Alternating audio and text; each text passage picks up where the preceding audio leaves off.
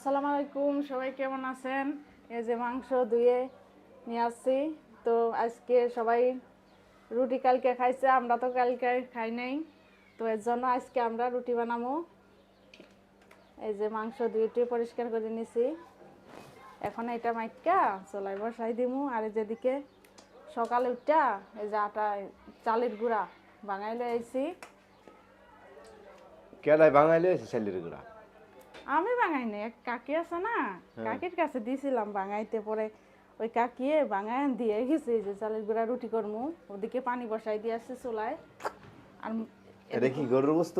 হ্যাঁ, এটা গরুর মাংস। এদিকে যে মশলা, এই দেখো সব কিছু বাট্টা কষা রেডি করছি। এখন এইটা মাইকা দিমু।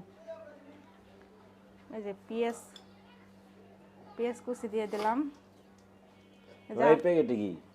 এই প্যাকেটে মনে করো যে এটা বেশি হয়ে গেছে গা না, গুঁড়া মানে চাল বেশি বাঙাইছে, গুঁড়া বেশি হয়ে গেছে গা।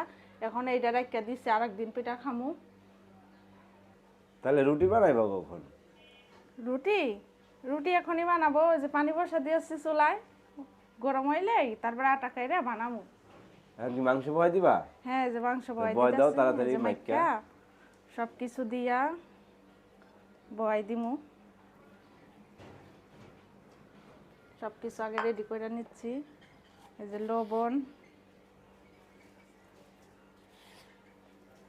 সব কিছু ভালো করে মাইকা নেবো আগে, তারপরে মরিচ আবার সুন্দর করে মাইকা নিয়ে একটু তারপরে তেল দেব। গরুর মাংস হয়েছে অনেক দিন হয়েছে খাই না, তাই না? হ্যাঁ, অনেক দিন এসে। গরুর মাংসের তো দাম বেশি। আর গরুর মাংস আমার অনেক পছন্দ, জানো তুমি? মুরগির মাংস আমার একটুও পছন্দ না। 1 কেজি গরুর মাংস যেই টাকা, আর মনে করো দুইটা মুরগি কিনুন যায় বড় বড়। হ্যাঁ, সেটা দুইটা তো মুরগি কিনে কিনলে যায়। আমরা 1 মাস খেতে পারি।